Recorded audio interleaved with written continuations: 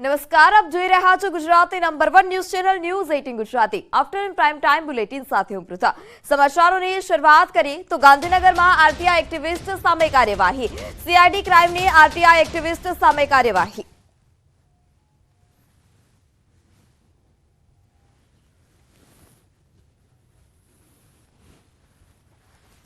તો આગળ વાત કરીએ હવામાનને લઈ તો હવામાન નિષ્ણાંત અંબાલાલ પટેલની મોટી આગાહી છે। હવામાનને લઈ આગાહી કરવામાં આવી। 29, 30 અને 31 જાન્યુઆરીએ વાદળછાયું વાતાવરણ પણ રહી શકે છે, એટલે કે ઠંડીનો માર તો છે જ, સાથે સાથે વાદળછાયું વાતાવરણ પણ હવે રાજ્યમાં રહી શકે છે। 29, 30 અને 31 જાન્યુઆરીએ શહેરમાં વાદળછાયું વાતાવરણ રહેશે। રાજ્યમાં અલગ અલગ વિસ્તારોમાં વાદળો પણ જોવા મળશે। તો ફેબ્રુઆરીમાં ઠંડીનો દોર પણ યથાવત રહેશે। જાન્યુઆરીમાં ન પડી હોય તેવી ઠંડી હવે ફેબ્રુઆરીમાં પડશે। ફેબ્રુઆરીમાં હિમાળુ ઠંડી આવશે। તો હવામાન નિષ્ણાંત અંબાલાલ પટેલની મોટી આગાહી। 29, 30 અને 31 જાન્યુઆરીએ વાદળછાયું વાતાવરણ રહેશે। વાદળછાયા વાતાવરણથી ઠંડીમાં ઘટાડો થશે, જ્યારે ફેબ્રુઆરીમાં ફરી ઠંડીનો દોર શરૂ થશે। ફેબ્રુઆરીમાં ઠંડીનો રાઉન્ડ આવશે। જાન્યુઆરીમાં ન પડી હોય તેવી ઠંડી પડશે। ફેબ્રુઆરીમાં હિમાળુ ઠંડી આવશે। સવાર સાંજ હાડકંપાવતી ઠંડી પડશે। મધ્ય ગુજરાતમાં 18 ડિગ્રી તાપમાનની શક્યતા છે। ત્યાંથી 3 રાઉન્ડ પશ્ચિમી વિક્ષોભના આવવાની શક્યતા રહે છે। પ્રથમ સપ્તાહની શરૂઆતમાં અને વચ્ચે એક અને 4 બાદ લગભગ 12-13 સપ્તાહમાં પણ ફેબ્રુઆરીમાં ઠંડીનો રાઉન્ડ આવી શકશે। અને આ ફેબ્રુઆરીનો રાઉન્ડ જે છે એ લગભગ ડિસેમ્બર જાન્યુઆરી માસમાં ઠંડી નથી આવી તેવી ઠંડી હવે જાન્યુઆરીના અંતમાં, ફેબ્રુઆરીની શરૂઆતમાં અને ફેબ્રુઆરી માસમાં આવશે। ફેબ્રુઆરી માસમાં જે ઠંડી આવશે, પણ આ ઠંડી આવશે એ હિમાળુ ઠંડી આવશે, બરફીલી ઠંડી આવશે। એટલે સવારને સાંજમાં જનધનને કાળજી રાખવાની જરૂર છે, કારણ કે આ ઠંડી જે છે એ હાડ કંપાવતી ઠંડી સવારને સાંજના ભાગમાં પડશે। 29 ને 30, 31માં વાદળો આવશે અને આ વાદળોની ગતિવિધિના લીધે ઠંડીમાં ઘટાડો થશે। ક્રમશ તારીખ 28, 29, 30 અને 31માં તો જાણે ઠંડી ગાયબ થઈ ગઈ હોય તેવું જણાશે। માત્ર ઉત્તર ગુજરાતના ભાગોને કચ્છના ભાગમાં કંઈક ઠંડી જેવી અસર રહેશે। આ વખતે મધ્ય ગુજરાતના ભાગોમાં ન્યૂનતમ તાપમાન 18 ડિગ્રી સેલ્સિયસ જેવું થવાની શક્યતા રહેશે અને મહત્તમ ઉષ્ણામાન 30-31 ડિગ્રી સેલ્સિયસ જેવું થવાની શક્યતા રહેશે। એટલે ઠંડીનો જે હાલનો રાઉન્ડ જે છે એ હવે ધીરે ધીરે ઠંડીનો ક્રમશ ઘટાડો થતો જશે। ગાંધીનગરમાં આરટીઆઈ એક્ટિવિસ્ટ સામે કાર્યવાહી। સીઆઈડી ક્રાઇમની આરટીઆઈ એક્ટિવિસ્ટ સામે કાર્યવાહી। મહેન્દ્ર પટેલના ઘરેથી કરોડો રૂપિયા કબજે કરાયા છે। સીઆઈડીએ આરોપ લગાવ્યો છે। સીઆઈડી આરોપી મહેન્દ્ર પટેલની અટકાયત કરી છે। સુરતના સ્કૂલ સંચાલક પાસેથી 66 લાખનો તોડ કર્યો હતો। અરજી બાદ ફરિયાદ દાખલ કરવામાં આવી। મહેન્દ્ર પટેલ ગુજરાતની વિવિધ શૈક્ષણિક સંસ્થાઓની આરટીઆઈથી વિગતો મેળવતો હતો। સંવાદદાતા નવીન પણ વધુ માહિતી સાથે જોડાઈ ચૂક્યા છે। જે નવીન, મહેન્દ્ર પટેલના ઘરેથી કરોડો રૂપિયા જપ્ત કરવામાં આવ્યા છે, શું વધારે માહિતી? પૃથા, જે રીતે 1 કરોડથી વધુની રકમ, પછી જે અન્ય જે દસ્તાવેજી પુરાવા બધું ભેગું કર્યું છે, તે તમામ વસ્તુ કબજે કરવામાં આવી છે ને સીઆઈડી ક્રાઇમે મહેન્દ્ર પટેલની ધરપકડ પણ કરી લીધી છે। મહેન્દ્ર પટેલ બેઝિક જે શૈક્ષણિક સંસ્થાઓ છે તેમની પાસેથી આરટીઆઈ મંગાવતો અને જે ખામી હોય તે ખામીઓના જે અવેજમાં તે તોડ કરતો હતો, જેમાં એક સુરતમાં ફરિયાદી છે તેમને ફરિયાદ કરતા કે તેમની પાસેથી 66 લાખનો તોડ કર્યો છે અને ત્યારબાદ તે ફરિયાદ બાદ સીઆઈડી ક્રાઇમે આરોપીની ધરપકડ કરી છે અને આવી રીતે કોની પાસેથી આ પ્રકારે મતલબ પૈસા લીધા છે એ તપાસ કરવામાં આવી રહી છે। જી નવીન, સમગ્ર માહિતી બદલ આભાર।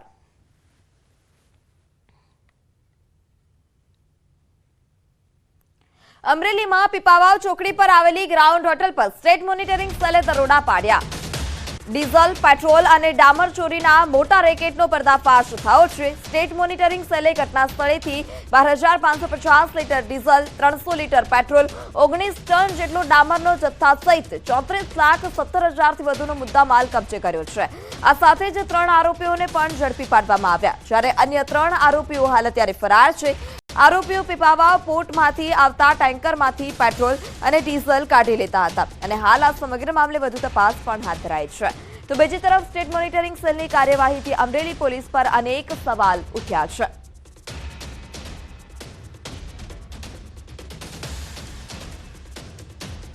સમાચારમાં આગળ વાત કરીએ વડોદરાની તો વડોદરાના નારિયામાં કપિરાજનો આતંક સામે આવ્યો. એક સાથે 3 લોકો પર હુમલો કર્યો છે. ઈજાગ્રસ્તોને તાત્કાલિક હોસ્પિટલ ખસેડવામાં આવ્યા. સ્થાનિકોએ વન વિભાગને આ અંગે જાણ કરી છે. કપિરાજ વન વિભાગની પકડથી હાલ અત્યારે દૂર.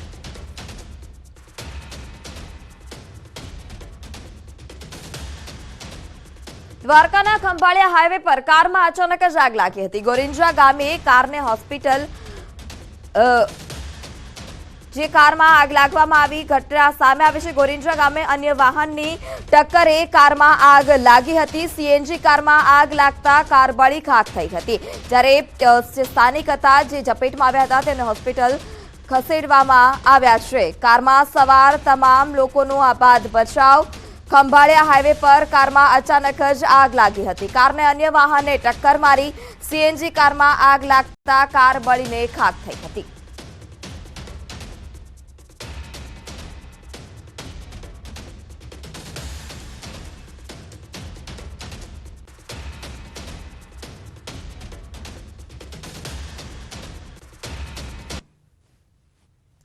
ગોરિંજા ગામે અન્ય વાહનની ટક્કરથી ગાડીમાં આગ લાગી હતી. સીએનજી કારમાં આગ લાગતા કાર બળી ખાખ થઈ છે. કારમાં સવાર તમામ લોકોનો આબાદ બચાવ થયો હતો.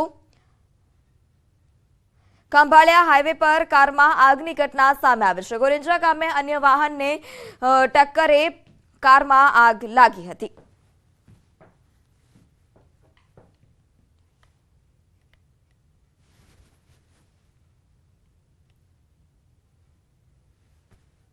ખંભાળિયા હાઈવે પર કારમાં આગની ઘટના સામે આવી છે. ગોરિંજા ગામે અન્ય વાહનની ટક્કરે કારમાં આગની ઘટના બની હતી. સીએનજી કારમાં આગ લાગતા કાર બળી ખાખ થઈ હતી. તો સીએનજી કાર હોવાથી ટક્કર વાગતા કારમાં આગ અચાનક જ લાગી ગઈ હતી. કારમાં સવાર તમામ લોકોનો આબાદ બચાવ કરવામાં આવ્યો છે. દ્વારકાના ખંભાળિયા હાઈવે પર કારમાં આગની ઘટના સામે આવી.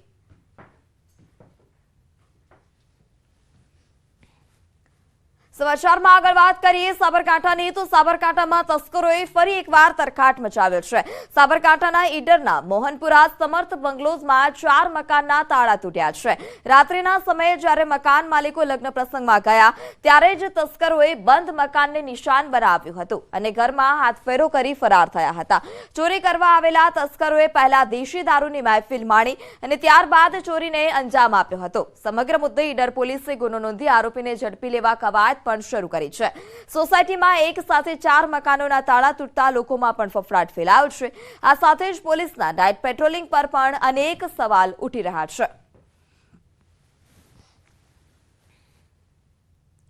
દારૂની હેરાફેરી માટેનો એક નવો કિમિયો સામે આવ્યો. પોલીસે હાલ અત્યારે ઝડપી પાડ્યો છે એ આરોપીને. રાજકોટના ગોંડલ ચોકડી નજીક આજી ડેમ પોલીસે ટ્રકમાંથી દારૂ ઝડપી પાડ્યો. જ્યારે આરોપીઓએ ટ્રકની નીચે ચોરખાનું બનાવી અને તેનો ઉપયોગ દારૂની હેરાફેરી માટે કરતા હોય તે માહિતી પણ સામે આવી હતી.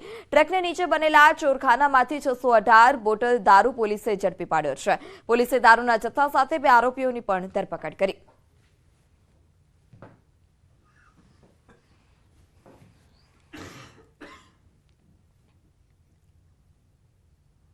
રાજકોટ સટ્ટાકાંડમાં મોટા ખુલાસા. પોલીસ તપાસમાં જંગી વ્યવહારો થયાનો ખુલાસો થયો છે. 2 આઈડીમાંથી 24 કરોડના વ્યવહારો સામે આવ્યા. મહેશ આસોદરિયા અને રાજ સોમાણીના મોટા વ્યવહારો સામે આવ્યા છે. મોબાઈલ સટ્ટાકાંડનો આંકડો 25 કરોડને પાર.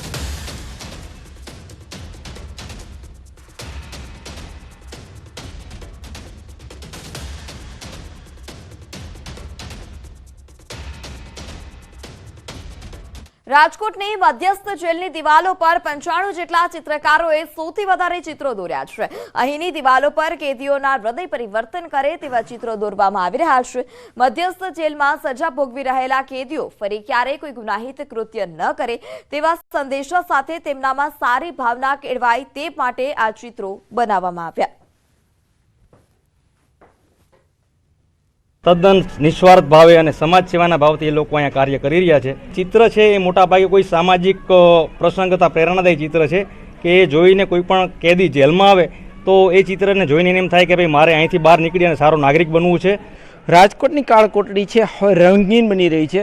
કહેવાય છે કે જેલની 4 દિવાલો વચ્ચે પુરાતા કેદીની જિંદગી જે છે એ બેરંગ બની જતી હોય છે. પરંતુ હાલ જે રીતના અહીંયા ચિત્રો જોવા મળી રહ્યા છે, રંગીન ચિત્રો હોય છે, ક્યાંક ને ક્યાંક જે કેદીઓ હોય છે તેમના મનમાં રહેલી જે છે એ લાગણી પણ ક્યાંક રંગીન બની રહી છે. કેમ કે કહી શકાય કે જે છે જેલ એ એક સુધારા ગૃહ તરીકે પણ ઓળખાય છે. સામાન્ય રીતે જેલમાં કોઈ પણ સંજોગો વસાત જે છે કેદીઓ આવતા હોય છે ત્યારે તેમના જીવનમાં જે છે એ ઘોર નિરાશા વ્યાપી જતી હોય છે.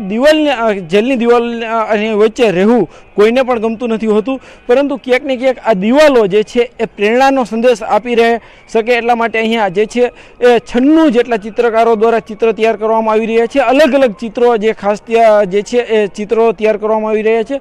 રાજકોટની આ જે મધ્યસ્થ જેલ છે એ સૌરાષ્ટ્રની સૌથી મોટી જેલ છે અને અહીંયા આશરે 2200 જેટલા કેદીઓ પણ જે છે એ જોવા મળતા હોય છે. ખાસ કરીને જે છે જ્યારે પણ કેદીઓ જેલની અંદર આટા મારતા હોય છે ત્યારે તેમની સામે રહેલું ચિત્ર ક્યાંક ને ક્યાંક કોઈને કોઈ સંદેશો આપે તે માટેની પણ જે છે એવું અહીંયા પેન્ટરો દ્વારા પ્રયાસ કરવામાં આવી રહ્યા છે. એવા ચિત્રો જે દોરવામાં આવી રહ્યા છે કે જેથી કરીને કેદીઓને જે છે એ પ્રેરણા મળે, પોઝિટિવિટી મળે અને ક્યાંક ચિત્રોની અસર તેમના મન ઉપર જે છે પોઝિટિવ અસર લાવી શકે. એટલા માટે જે છે અહીંયા રવિવારની વહેલી સવારથી જ પેન્ટરો દ્વારા વિવિધ ચિત્રો તૈયાર કરવામાં આવી રહ્યા છે. હાલ આપણી સાથે પેન્ટર છે, આપણી સાથે એમની સાથે વાત કરીશું. બેન, શું કહેશો, આજે સવારથી તમે ચિત્ર દોરી રહ્યા છો?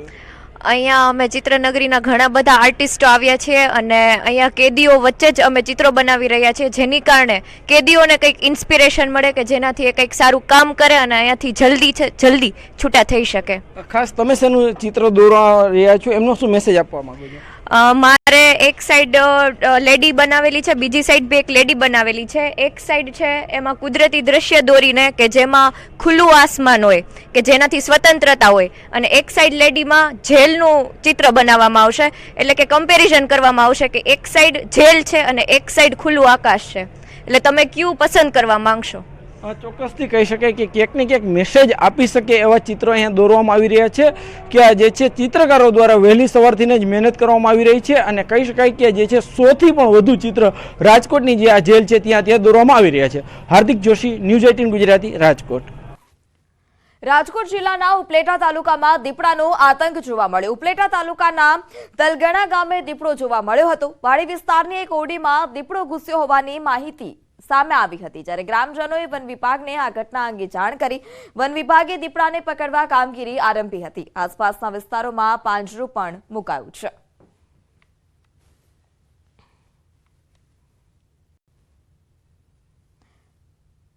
તો આ તરફ રાજકોટના જેતપુરમાં આખલાનો આતંક પણ સામે આવ્યો છે. બાખડતા આખલાએ મહિલાને અડફેટે લીધી.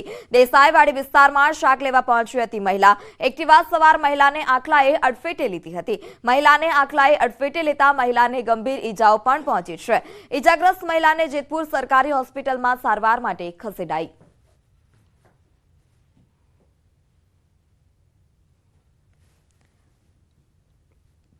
સુરતના લસકાણામાં નજીવી બાબતમાં ઝઘડો થયો હતો અને આ ઝઘડામાં યુવકની હત્યા પણ કરી દેવામાં આવી. આરોપી યુવક પડોશમાં રહેતા અન્ય યુવક પાસેથી રાત્રે ટમેટા માંગવા ગયો હતો. આ દરમિયાન બંને વચ્ચે ઝઘડો થયો, જેની અદાવત રાખી આરોપીએ ચપ્પુના ઘા ઝીંકી તે યુવકની હત્યા કરી દીધી. ટામેટા જેવી સામાન્ય બાબતમાં થયેલા ઝઘડામાં હત્યા કરનાર આરોપી હાલ અત્યારે પોલીસ ધરપકડમાં છે.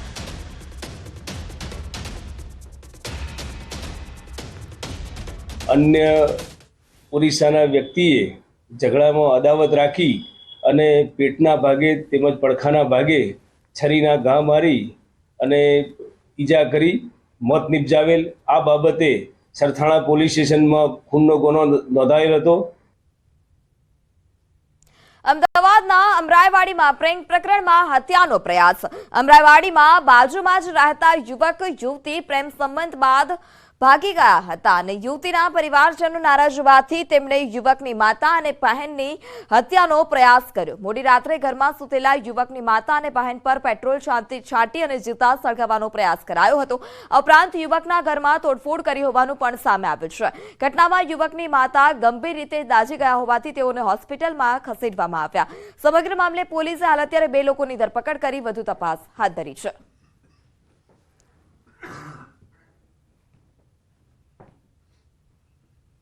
એ છોકરીના ઘરવાળા અને તેના ભાઈ તેમજ તેના કૌટુંબિક ભાઈ જે 3 જણા આવીને જે છોકરા છે એના ઘરે આવીને માથાકૂટ કરે છે, તોડફોડ કરે છે અને જે છોકરાની મધર છે એની ઉપર પેટ્રોલ નાખીને એને સળગાવવાનો પ્રયત્ન કરે છે અને એ દરમિયાન તેમને જે પેટ્રોલ સળગાવીને દાઝી જતા એમને હોસ્પિટલમાં એડમિટ કરવામાં આવેલા છે. અમદાવાદના કાળુપુરમાં પૂર્વ પ્રેમી પર એસિડ એટેક. પૂર્વ પ્રેમિકા અને તેના મિત્રોએ એસિડ ફેંક્યું. પ્રેમ સંબંધ ન રાખતા મહિલાએ તેના પૂર્વ પ્રેમી પર એસિડથી હુમલો કર્યો છે. એએમટીએસમાં કંટ્રોલર તરીકે ફરજ બજાવતા 51 વર્ષીય ફરિયાદી પર હુમલો કરવામાં આવ્યો. કાલુપુર પોલીસમાં મહિલા તેના મિત્રો સામે ફરિયાદ દાખલ કરવામાં આવી છે. 27મી જાન્યુઆરીના રાત્રે બનાવ બન્યો હતો.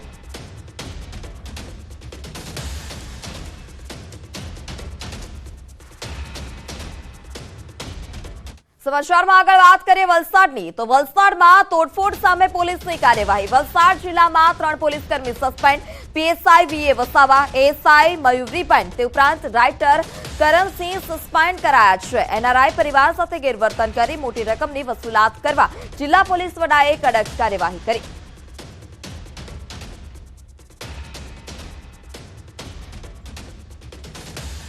તો એનઆરઆઈ પરિવાર સાથે ગેરવર્તન કરી અને મોટી રકમની વસૂલાત કરતા જિલ્લા પોલીસ વડાએ આ કડક કાર્યવાહી કરી છે. વલસાડમાં તોડકાંડ સામે પોલીસની મોટી કાર્યવાહી છે. વલસાડ જિલ્લામાં 3 પોલીસકર્મીને સસ્પેન્ડ કરવામાં આવ્યા. પીએસઆઈ, એએસઆઈ અને રાઇટરને સસ્પેન્ડ કરાયા છે.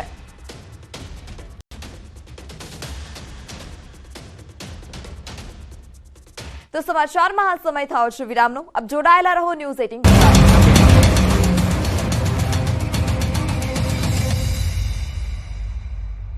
18 હવામાન વિભાગનું માનીએ તો આગામી 5 દિવસ વરસાદની કોઈ શક્યતા નથી, એટલે ખેડૂતો માટે એ રાહતના સમાચાર છે.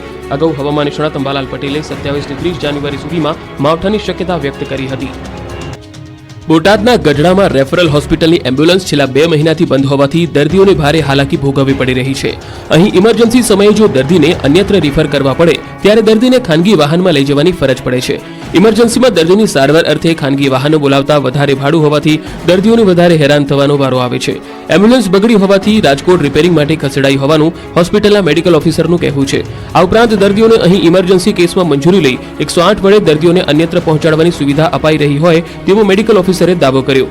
2 મહિનાથી બંધ એમ્બ્યુલન્સ શરૂ કરવા અનેક વખત રજૂઆત કરાઈ છે.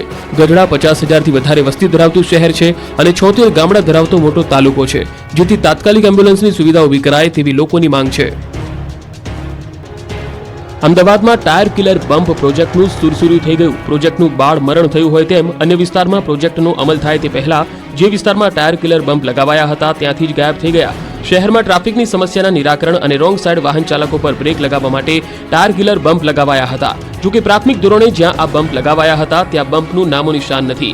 આ દ્રશ્યો શહેરના ચાણક્યપુરી બ્રિજ નજીકના છે, જ્યાંથી પ્રોજેક્ટનો શુભારંભ કરાવાયો હતો. જોકે હાલ અહીંથી બમ્પ કાઢી દેવાયા છે. ઓગસ્ટ 2023માં અહીંથી પ્રોજેક્ટની શરૂઆત કરાવાઈ હતી. બમ્પ નખાયા બાદ થોડા દિવસ પછી જ બમ્પ પરના ખીલાઓ તૂટી ગયા હતા, પરંતુ હવે તો આખે આખા કિલર બમ્પ જ અદ્રશ્ય છે, જેથી ફરી એકવાર અમદાવાદ મહાનગરપાલિકાની કામગીરી પર સવાલ ઉઠ્યા છે.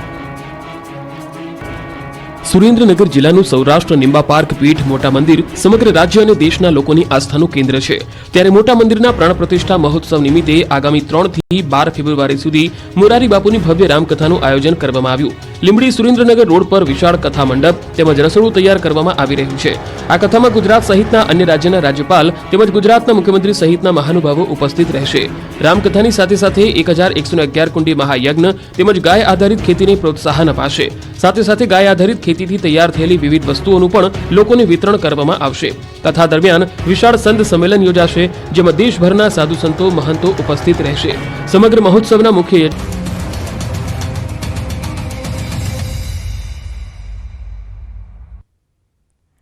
Welcome back. કેન્દ્રીય ગૃહમંત્રી અમિત શાહ ગુજરાત આવશે. 2 ફેબ્રુઆરીએ ગુજરાત આવશે અમિત શાહ. સંસદીય વિસ્તારના કાર્યક્રમમાં હાજરી આપશે. 2 ફેબ્રુઆરીએ ક્રિકેટ ટુર્નામેન્ટનો કરાવશે શુભારંભ. લોકસભા બેઠકના યુવાનો માટે ક્રિકેટ ટુર્નામેન્ટનું આયોજન કરાયું છે. 3 ફેબ્રુઆરીએ વેજલપુર વિધાનસભાના કાર્યક્રમમાં પણ હાજરી આપશે. વેજલપુરના ધારાસભ્ય દ્વારા આયોજિત વેજલપુર સ્ટાર્ટઅપ ફેસ્ટિવલમાં હાજરી આપશે.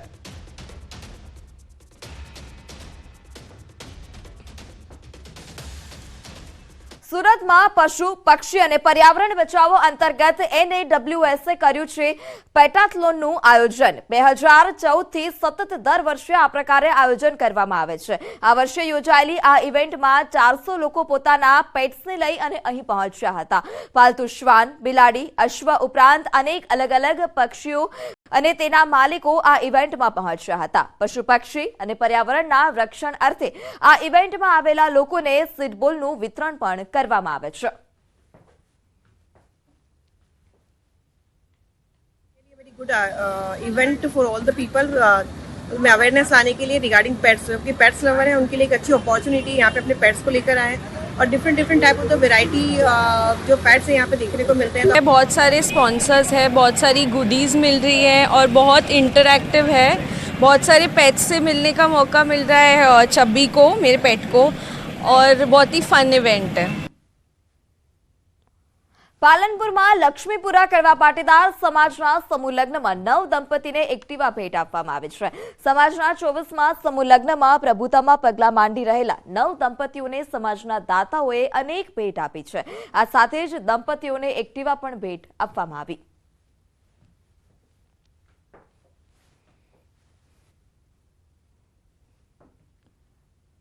પફ ખાતા લોકો પણ સાવધાન થઈ જજો, કારણ કે ફરી એકવાર એવી ઘટના સામે આવે છે। મોરબીમાં પફમાંથી નીકળ્યો લોખંડનો સ્ક્રૂ। અતુલ બેકરીમાંથી લીધેલા પફમાંથી સ્ક્રૂ નીકળ્યો છે।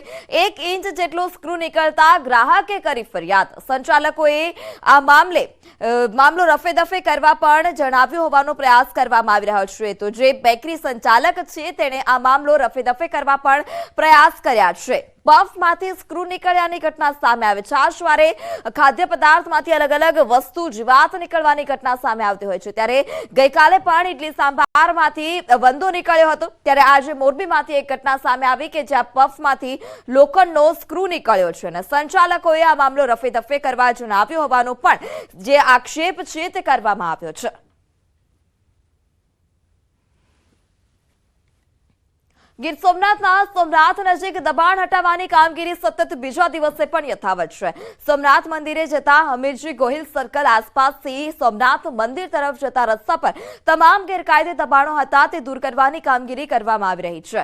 ગઈકાલે સોમનાથ મંદિર પાછળના ભાગે ડિમોલેશનની કામગીરી હાથ ધરવામાં આવી હતી। ડિમોલેશનમાં મોટી સંખ્યામાં પોલીસનો કાફલો પણ હાજર રહ્યો હતો।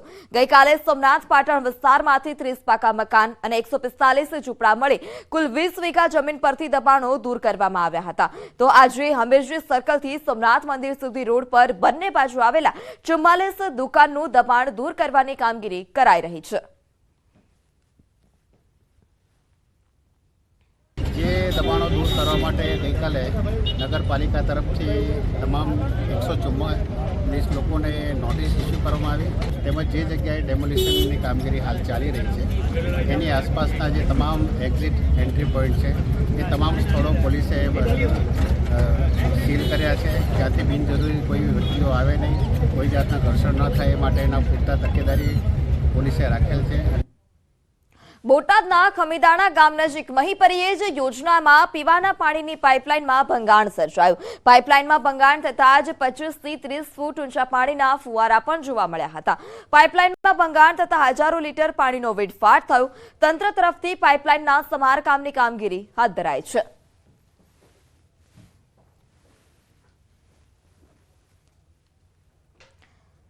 એક બાજુ ખેડૂતોને ખેતી માટે પાણી નથી મળી રહ્યું, તો બીજી તરફ પ્રશાસનની ઘોર બેદરકારીને કારણે હજારો લીટર પાણીનો વેડફાટ થઈ રહ્યો છે। આવી જ ઘટના બની છોટાઉદેપુરના સંખેડાના કાવીઠા ગામમાં। સિંચાઈનું પાણી ખેડૂતોને પોતાના ખેતરો સુધી મળી રહે તે માટે નર્મદા નિગમ દ્વારા માઇનોર કેનાલ બનાવવામાં આવી છે અને આ માઇનોર કેનાલમાં વારંવાર ભંગાણ સર્જાતા ખેડૂતોને હાલ અત્યારે હાલાકી ભોગવવાનો પણ વારો આવી રહ્યો છે। કાવીઠા માઇનોર કેનાલમાં 7 દિવસ પહેલા ગાબડું પડ્યું હતું અને ત્યાં રિપેરિંગ કામ કર્યા બાદથી જ કેનાલમાં ગાબડા પડતા ખેડૂતોમાં પણ રોષ જોવા મળી રહ્યો છે। આ અમારી કાવીઠા માઇનોર કેનાલ આવેલી છે। કાવીઠા માઇનોર કેનાલમાં 15 થી 20 ફૂટનું ગાબડું પડેલું છે। તે ભ્રષ્ટાચારનું ગાબડું છે, કારણ કે આ રિપેરિંગ કરે હજુ 7 દિવસ નહીં થયા અને પાણી ચાલુ કરે અડધો કલાક નથી થયો। અડધો કલાકની અંદર આજે આ ગાબડું તૂટી જતું હોય અને તો એનાથી વિશેષ તો કયું મોટું ભ્રષ્ટાચાર હોઈ શકે। કોન્ટ્રાક્ટર ભ્રષ્ટાચાર કરીને જતો રહ્યો હવે અમારે શું કરવું? અત્યારે અમારે તાત્કાલિક પાણીની જરૂર છે. અત્યારે અમે પ્રશાસનને કહીએ છીએ કે અમે તાત્કાલિક કોઈ પાણીની જોગવાઈ કરીને તાત્કાલિક પાણી આપવાની વ્યવસ્થા કરે. આ તો કેનાલ તૂટવામાંથી મારા ખેતરમાં પાણી પેસી ગયું છે. તો રાત્રે તૂટ્યું હતું, અમારા ખેતરમાં કેટલું પેસતું હતું, કેટલું નુકસાન થઈ ગયું. તો અત્યારે ખેતરમાં પાણી પેઠું છે તો કોણ આવીને એનો જોશે, કોણ નિકાલ કરશે? ભ્રષ્ટાચાર કરી રહ્યા છે. ખાસ કરીને આજે સંખેડા તાલુકાના જે કાવીઠાનો વિસ્તાર છે, આ કાવીઠાના વિસ્તારના દ્રશ્યો બતાવવાનો પ્રયત્ન કરીશ કે આ એક મોટો ભ્રષ્ટાચાર સામે આવ્યો છે. માઇનોર કેનાલ દ્વારા ખેડૂતોને પાણી મળી રહે તેની વ્યવસ્થા કરી છે, પરંતુ કોન્ટ્રાક્ટરે ભ્રષ્ટાચાર કર્યાનો નમૂનો બહાર જોવા મળી રહ્યો છે. આમ તો આ વિસ્તારના ખેડૂતો જણાવી રહ્યા છે કે કેટલાક સમયથી અહીં મોટું ગાબડું પડેલું હતું જ, તેની માંગ કરતાં માંડ 7 દિવસ પહેલાં આ જ ગાબડું પૂરવામાં આવ્યું છે અને ફરી પાછું આજે સવારમાં પાણી છોડતા 1 જ કલાકની અંદર આ ગાબડું ફરી પડી ગયું છે અને જેના કારણે પાણીનો વેડફાટ થઈ રહ્યો છે અને ખાસ કરીને આસપાસના ખેડૂતોના ખેતરો સુધી પાણી પહોંચી રહ્યા છે. એટલે ખેડૂતોને પારાવાર મુશ્કેલી વેઠવાનો સામનો કરવો પડે છે. ખેડૂતોને સિંચાઈની તાતી જરૂર છે, મકાઈમાં જરૂર છે, તુવેરમાં જરૂર છે, પરંતુ આ જે મોટું ગાબડું પડી જવાના કારણે હવે તેઓને પાણી પણ નહીં મળે. એટલે ચોક્કસથી ખેડૂતોને મોટી મુશ્કેલીનો સામનો કરવો પડશે. આમ તો આ વિસ્તારના ખેડૂતો માંગ કરી રહ્યા છે કે આજે માઇનોર કેનાલને યોગ્ય રીતે રિપેર કરવામાં આવે અને ખેડૂતોને ફરી પાછું પાણી આપવામાં આવે તો આ ખેડૂતોને જે મુશ્કેલી છે તે દૂર થાય તેમ છે. સેજબ ખત્રી, ન્યૂઝ 18 ગુજરાતી, છોટાઉદેપુર. તો સમાચારોમાં અત્યારે બસ આટલું જ. વધુ સમાચાર માટે જોડાયેલા રહો ન્યૂઝ 18 ગુજરાતી સાથે. નમસ્કાર.